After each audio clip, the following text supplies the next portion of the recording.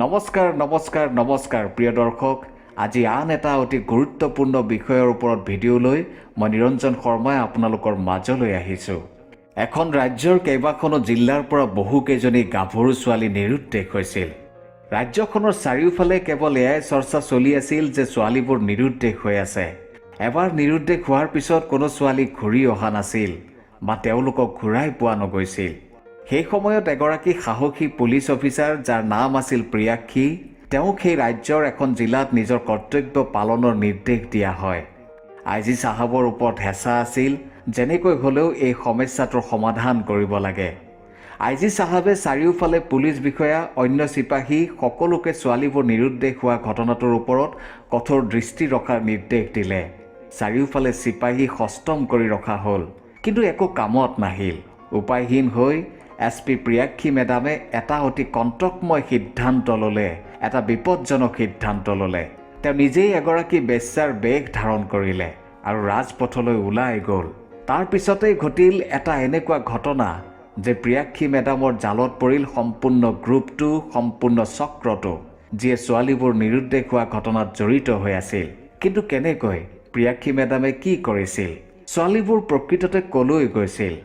সম্পূৰ্ণ কথাখিনি জানিবলৈ ভিডিঅ'টো আৰম্ভণিৰ পৰা শেষলৈকে চাব। আহক এতিয়া কাহিনীটোৰ মাজলৈ আগবাঢ়োঁ। যিখন ঘৰৰ পৰা ছোৱালী নিৰুদ্দেশ হৈছিল সেই ঘৰৰ আন সদস্যই থানালৈ কেৱল অহা যোৱাহে কৰি আছিল, কাৰণ ক'ৰো পৰা একো খবৰ অহা নাছিল যে ছোৱালীবোৰ ক'ত আছে বা তেওঁলোকক কোনোবাই লৈ গৈছে নে তেওঁলোকে নিজৰ ইচ্ছাত গৈছে। আনফালে ছোৱালী নিৰুদ্দেশ হোৱা ঘটনা ঘটিয়েই আছিল আৰু নিজৰ নিজৰ জিলাৰ থানাত এই ঘটনাক লৈ মানুহৰ সংখ্যা দিনে দিনে বাঢ়ি গৈছিল। পুলিচৰ দায়িত্ব কৰ্তব্যক লৈ সাধাৰণ জনতাই প্ৰশ্ন উত্থাপন কৰিছিল। ৰাইজে আৰু কিমান দিনলৈ মনে মনে বহি থাকিব, অপেক্ষা কৰিব? অৱশেষত ৰাইজ ৰাজপথত ওলাই পুলিচৰ বিৰুদ্ধে ধৰ্ণা দিবলৈ বাধ্য হৈ পৰিল। পুলিচক হাই হাই দিবলৈ ধৰিলে। তাৰ মাজতে বিপক্ষৰ নেতাসকলতো আছেই জ্বলা জুইত ঘিউ ঢালিবলৈ, কাৰণ এয়া সকলোৱে জানে যে কিবা এটা অঘটন ঘটিলে ৰাইজে প্ৰথমে চৰকাৰকে দোষাৰোপ কৰে আৰু এই ক্ষেত্ৰত অতি বুদ্ধিমানৰ কাম কৰে বিৰোধী দলে। ৰাইজৰ ৰোষত পৰি মুখ্যমন্ত্ৰীৰো চকী কঁপিবলৈ ধৰিলে। সেয়েহে মুখ্যমন্ত্ৰীয়ে প্ৰত্যক্ষভাৱে এই বিষয়টো নিয়ন্ত্ৰণ কৰিবলৈ বাধ্য হ'ল আৰু তেওঁ ডাঙৰ ডাঙৰ বিষয়াসকলক হেঁচা দিবলৈ আৰম্ভ কৰিলে। মুখ্যমন্ত্ৰীৰ প্ৰত্যক্ষ হেঁচাত IG, DIG, SP, DSP সকলো সতৰ্ক হৈ পৰিল। তাৰ মাজতে SP ৰাহুল বাৰ্মাই এই বিষয়টো অতি গম্ভীৰতাৰে ল'লে আৰু সোনকালে এখন মিটিং আহ্বান কৰি সকলো থানাৰ বিষয়াসকলক উপস্থিত থকাৰ নিৰ্দেশ দিলে। SP ৰাহুল বাৰ্মাই পুলিচৰ নিৰীক্ষণো বঢ়াই দিলে, কিন্তু কোনো কামত অহা নাছিল। ছোৱালীবোৰ তেতিয়াও নিৰুদ্দেশ হৈয়ে আছিল।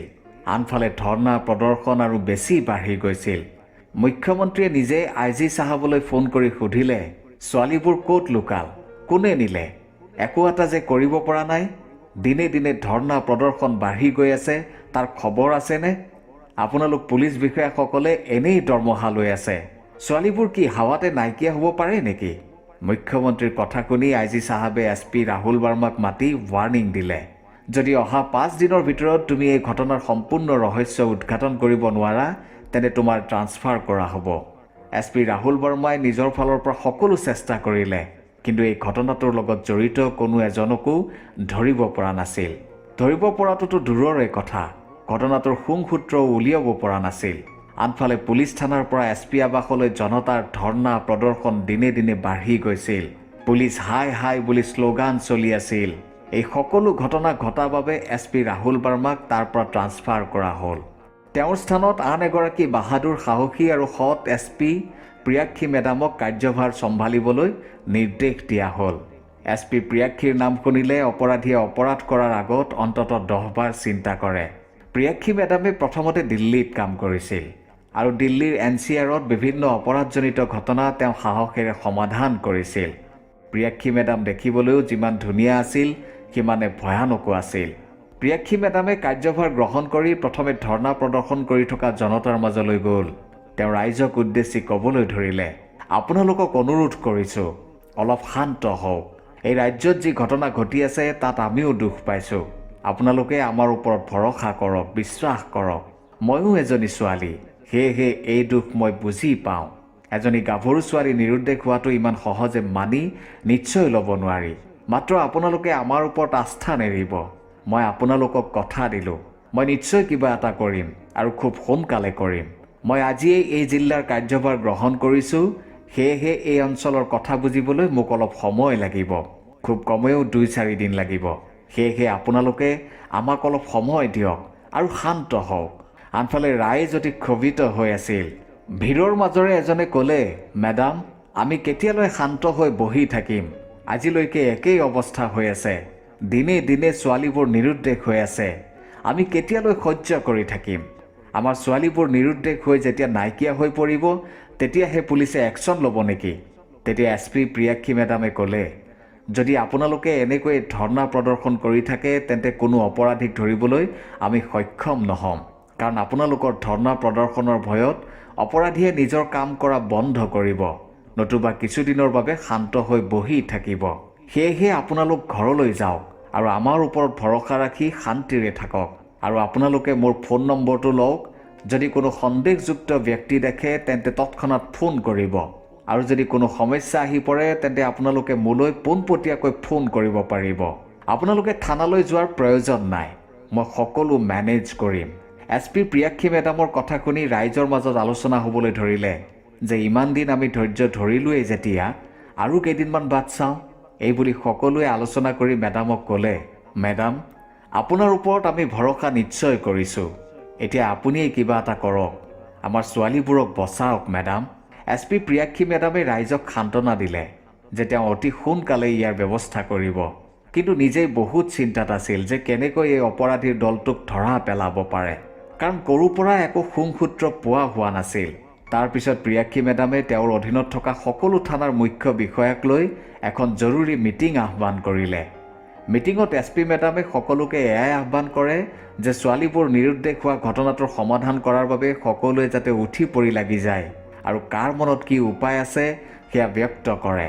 মই সাধাৰণ চিপাহীৰ পৰা উচ্চ বিষয়ালৈকে সকলোৰে পৰা আইডিয়া বিচাৰোঁ আৰু মই সেইমতে কাম কৰিম। SP মেডামৰ কথা শুনি সকলো পুলিচ কৰ্মচাৰী আনন্দিত হৈ পৰে আৰু ভাবিবলৈ ধৰে যে SP মেডামে তেওঁলোকক সন্মান দিছে। সকলোৱে কিবা নহয় কিবা এটা উপায় দিলে আৰু মেডামেও সেইমতে কাম কৰি চালে, কিন্তু ফলাফল একো নাপালে। আনফালে ছোৱালীবোৰ এতিয়াও নিৰুদ্দেশ হৈয়ে আছিল। কেতিয়াবা কলেজৰ পৰা, কেতিয়াবা হস্পিটেলৰ পৰা, কেতিয়াবা চাকৰিৰ পৰা আৰু আনকি কেতিয়াবা ঘৰৰ পৰাও। সেয়েহে ছোৱালীবোৰ ঘৰৰ পৰা নোলোৱা হৈছিল। কিন্তু কিমান দিন এনেকৈ থাকিব? কাৰণ ওলাবতো লাগিবই। কোনোবা কলেজলৈ যাবই লাগিব, কোনোবা হস্পিটেললৈ যাবই লাগিব আৰু কোনোবা চাকৰিলৈও যাব লাগিব। সকলোৰে কিবা নহয় কিবা এটা প্ৰয়োজনীয় কাম নিশ্চয় থাকে। কিন্তু এনেকৈ আৰু কিমান দিন চলিব? তাৰ মাজতে প্ৰিয়াক্ষী মেডামে ৰাইজক আহ্বান জনাইছিল যে কিছুদিনৰ বাবে ছোৱালীবোৰ যাতে ঘৰৰ পৰা বাহিৰলৈ নোলায়। সাধাৰণ জনতাই SP মেডামৰ কথা মানিছিল। ছোৱালীবোৰ কিবা বিশেষ কাম নাথাকিলে ওলোৱা নাছিল।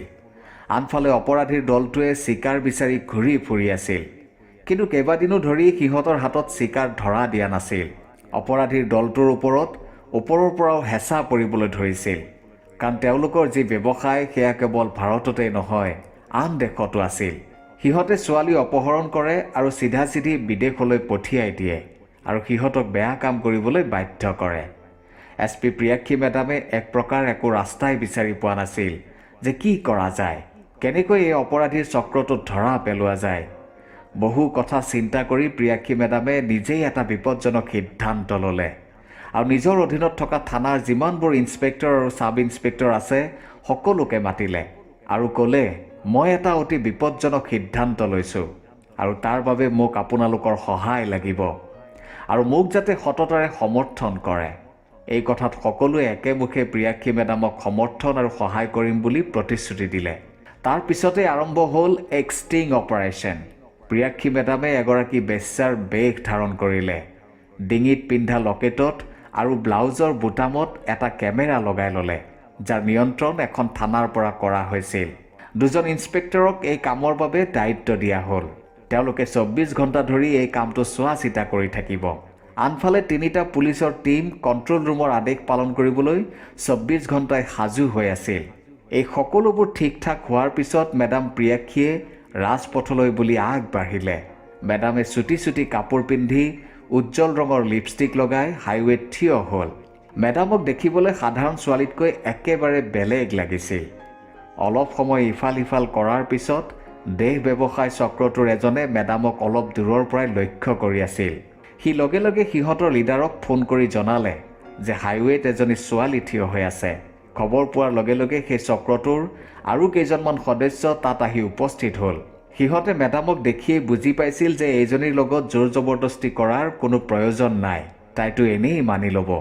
এইবুলি এজন যুৱকে আহি মেডামক সুধিলে, কিমান ল'ব মেডাম এটা ৰাতিৰ বাবে? তেতিয়া মেডামেও সিহঁতৰ ভাষাতেই ক'লে, পূৰা ৩,০০০। যাওঁ যদি ব'ল, নহ'লে ভাগ ইয়াৰ পৰা, মিছাতে টাইম পাছ নকৰিবি। মেডামৰ মুখত এনে কথা শুনি সিহঁতে ভালকৈ বুজিলে যে এজনী তেনেকুৱাই। আৰে মেডাম, ৩ কিয়? মই আপোনাক পূৰাপূৰি ৫ দিম, কিন্তু আপুনি মোৰ ঘৰলৈ যাব লাগিব। তেতিয়া SP মেডামে ক'লে, না বাবা, আমি তোৰ ঘৰলৈ যাব নোৱাৰোঁ, কাৰণ তোৰ ঘৰত তোৰ মাইকী থাকিব আৰু তাইৰ খেচখেচনি মই শুনিব নোৱাৰোঁ দেই। তেতিয়া যুৱকজনে ক'লে, আৰে আপুনি চিন্তা নকৰিব, মই সকলো বন্দোবস্ত কৰিহে আহিছোঁ। মোৰ মাইকী মোৰ লগত নাই, মাকৰ ঘৰলৈ গৈছে। এই কথা শুনি SP মেডামে তাৰ কথাটো মানি ল'লে। গাড়ীত উঠি যুৱকজনৰ ঘৰলৈ বুলি আগবাঢ়িল। ঘৰত উপস্থিত হৈ দেহ ব্যৱসায় চক্ৰটোৰ লগত জড়িত যুৱকজনে মেডামক সুধিলে, ঠাণ্ডা খাব নেকি? তেতিয়া মেডামে ক'লে, আৰে ঠাণ্ডা চাণ্ডা নালাগে, সাধাৰণ পানী এগিলাচ দিলেই হ'ব। যুৱকজনে দেৰি নকৰি পাকঘৰলৈ গ'ল আৰু পানীৰ গিলাচত এবিধ পাউডাৰ মিহলাই মেডামক দিলে। মেডাম এয়া লওক। সেই সময়তে মেডামে বাথৰুম কোনফালে আছে বুলি সুধিলে। যুৱকজনে বাথৰুমটো দেখুৱাই দিলে। আনফালে মেডাম গাড়ীত আহি থাকোঁতেই পুলিচৰ 2টা টীমে মেডামক অনুসৰণ কৰি যুৱকজনৰ ঘৰটোৰ চাৰিওফালৰ পৰা ঘেৰি ধৰিছিল। মেডাম বাথৰুমলৈ গ'ল আৰু যুৱকজনলৈও এটা ফোন আহিল। যুৱকজনে হেল্ল' হেল্ল' কৈ আন এটা কোঠালৈ গ'ল। সেই সময়তে মেডামে বাথৰুমৰ পৰা ওলাই আহি গিলাচৰ পানীখিনি বেচিনতে পেলাই দিলে। ফোনটো সামৰি যুৱকজনে মেডাম থকা কোঠাটোলৈ অহাৰ লগে লগে মেডামে বেহুচ হোৱাৰ অভিনয় কৰিলে।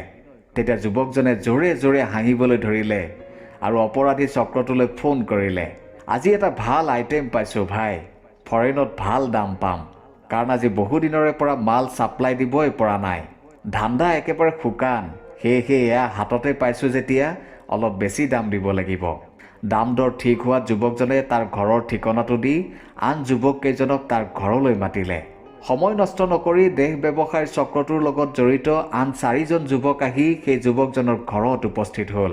যুৱকজনক সি বিচৰা মতে পইচা পাতি দি সেই 4জন যুৱকে SP মেডামৰ ওচৰলৈ যাবলৈ ওলাওঁতেই আগৰে পৰা সষ্টম হৈ থকা পুলিচৰ টীমটোৱে সেই যুৱকজনৰ সৈতে আন 4জন যুৱকক চাৰিওফালৰ পৰা ঘেৰি ধৰিলে। আনফালে মেডামেও নিজৰ বেগটোত লৈ ফুৰা পিষ্টলটো উলিয়াই ক'লে, য'তেই আছ ত'তেই থাক, এখোজো লৰচৰ নকৰিবি, নহ'লে এই মুহূৰ্ততেই এই দুনিয়াৰ পৰাই লৰচৰ হৈ যাবি।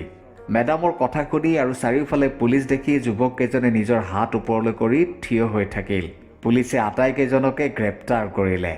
SP মেডামে যুৱককেইজনক গাড়ীত উঠাই থানালৈ লৈ গ'ল আৰু থানাত সিহঁতৰ সুন্দৰকৈ শুশ্ৰূষা কৰিলে। লকাপত পুলিচৰ লাঠিৰ কোব সহ্য কৰিব নোৱাৰি সিহঁতে SP মেডামক সকলো কথা ক'লে যে সিহঁতে কেনেকৈ ছোৱালীবোৰ কিডনেপ কৰে আৰু তাৰপিছত সিহঁতক ক'ত ৰাখে, কেতিয়া আন দেশলৈ ছাপ্লাই দিয়ে ইত্যাদি। কচোন, মই যদি বেহুচ হৈয়ে থাকিলোহেঁতেন তেতিয়া তহঁতে মোক ক'লৈ পঠিয়ালিহেঁতেন? তেতিয়া এজনে ক'লে, মেডাম, আপোনাক কালিলৈ পঠিওৱা হ'লহেঁতেন। ঠিক আছে, তেনে তহঁতৰ বছক ফোন কৰ আৰু ক'ত তহঁতে লগ হবি সেই বিষয়ে জনাই দে। মেডামৰ কথামতে যুৱককেইজনে তাকেই কৰিলে, কাৰণ সিহঁতৰ হাততো অন্য উপায় নাছিল। সিহঁতে কোৱা মতে পিছদিনা পুনৰ অপাৰেশ্যন আৰম্ভ হ'ল আৰু সাধাৰণ পোছাকত সাগৰৰ পাৰত পুলিচৰ এটা বৃহৎ দল সষ্টম কৰি ৰখা হ'ল। যথা সময়ত দেশ ব্যৱসায়ৰ লগত জড়িত আন যুৱক আহি তাত উপস্থিত হ'ল। লগে লগে পুলিচে চাৰিওফালৰ পৰা সিহঁতক ঘেৰি ধৰিলে আৰু এইদৰে প্ৰিয়াক্ষী মেডামে আৰু বিভিন্ন স্থানত অভিযান চলাই এই নাৰী দেশ ব্যৱসায় চক্ৰটো উৎখাত কৰিলে। প্ৰায় 50জনৰ ওপৰত যুৱকক পুলিচে আটক কৰিলে আৰু প্ৰায় 40গৰাকী যুৱতীক সিহঁতৰ কবলৰ পৰা উদ্ধাৰ কৰিলে। পিছদিনা বাতৰি কাকতৰ প্ৰথম পৃষ্ঠাত প্ৰিয়াক্ষী মেডামৰ এই অভিযানে স্থান পালে। বিভিন্ন মহলে SP প্ৰিয়াক্ষী মেডামক প্ৰশংসাৰে উপচাই পেলালে। সেই ৰাজ্যৰ মুখ্যমন্ত্ৰীয়ে নিজেই SP প্ৰিয়াক্ষী মেডামক সাক্ষাৎ কৰি প্ৰশংসা কৰিলে আৰু তেওঁৰ প্ৰমোচনো হ'ল। প্ৰিয় দৰ্শক, এই ঘটনাটো ঘটিছিল উত্তৰ প্ৰদেশত 2011 চনত। এয়াই আছিল এগৰাকী সাহসী আৰু সৎ এছপিৰ কাহিনী। কাহিনীটো শুনি আপুনি কেনেকুৱা পালে আপোনাৰ মতামত নিশ্চয় জনাব। ধন্যবাদ।